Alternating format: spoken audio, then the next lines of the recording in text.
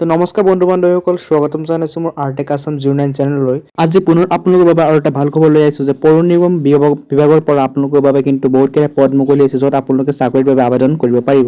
তো ইয়াৰ বাবে আপোনালোকৰ যোগ্যতা আৰু ইয়াৰ আপোনালোকৰ এডুকেশ্যন কোৱালিফিকেশ্যন লগতে আপোনাৰ এজ কিমান লাগিব গোটেইখিনি তথ্য আজি ভিডিঅ'ত গম পাই যাব। গুৱাহাটী পৌৰ নিগমৰ ফালৰ পৰাই প্ৰথম মুকলি কৰি দিয়া হৈছে। তো ইয়াতে আপোনালোকে প্ৰথমে দৰমহা পাব 17,000 টকাৰ পৰিষ্টাৰ্ট হ'ব আপোনালোকৰ দৰমহা। আপোনালোকে ইয়াতে আবেদন কৰিব পাৰি। আবেদন কৰাৰ কাৰণে আপোনাক কোনো ধৰণৰ পৰীক্ষা দিব নালাগে, জাষ্ট আপোনালোক ডাইৰেক্ট আপোনালোকৰ ডকুমেণ্ট ভেৰিফিকেশ্যন হ'ব, তাৰ পৰা আপোনালোকে চিলেক্ট হ'লে আপুনি চাকৰিটো পাই যাব। তো আপুনি যদি মোৰ চেনেল নতুন হয় চেনেলটো ছাবস্ক্ৰাইব কৰি ৰাখি দিব এনেকুৱা ডেইলি ইনফৰমেশ্যন কিছুমান পাই থাকিবৰ কাৰণে।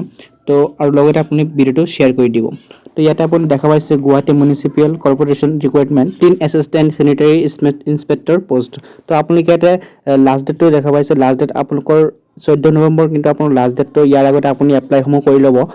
এই পোষ্টসমূহৰ বিষয়ে কিন্তু বহুত মানুহে গমেই নাপায়, তো আপোনালোকে অতি শীঘ্ৰেই এপ্লাইসমূহ কৰি থওক।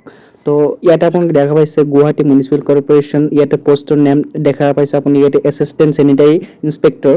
তো ইয়াতে মাত্ৰ 15টা পোষ্ট আপোনালোকৰ বাবে মুকলি হৈছে। তো আপুনি সকলোৰে আগতে আবেদন কৰি থৈ দিয়ক।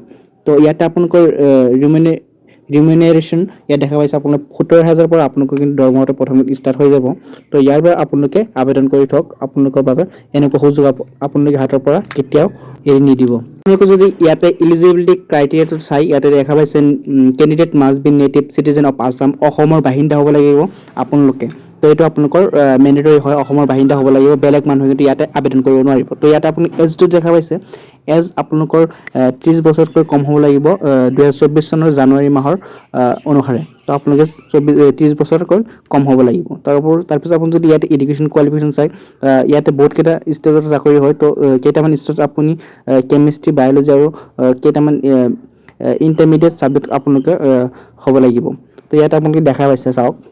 লগতে আপোনালোকৰ ডকুমেণ্ট যেতিয়া ভেৰিফিকেশ্যন কৰিব, তেতিয়া আপোনালোকক কি ডকুমেণ্ট লৈ যাব লাগিব ইয়াতে আপুনি দেখা পাইছে। Candidate shell bring original document certificate at the interview of verification. তো ফলোইং উইথ আপোনালোকে কি লৈ যাব লাগিব, পান কাৰ্ড বা যিকোনো এটা ID প্ৰুফ আপোনালোকে লৈ যাব লাগিব ইণ্টাৰভিউটোৰ কাৰণে। তো ইয়াতে আপোনালোকে লাষ্ট ডেটটো আকৌ দেখাই দিছে 14 নৱেম্বৰ আগতে আপুনি এইসমূহ কাম কৰি লওক।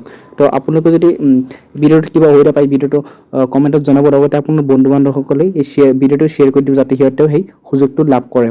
তো আশা কৰিলে ভিডিঅ'টো যদি ভাল পায় তেন্তে লাইক কৰিব, লগতে মোৰ চেনেলটো ছাবস্ক্ৰাইব কৰি থ'ব। তো আজি এইখিনি আছিল আপোনালোকৰ বাবে গুৰুত্বপূৰ্ণ কিছুমান ইনফৰমেশ্যন। তো আপোনাক নেক্সট ভিডিঅ'ত আজিলৈকে ধন্যবাদ।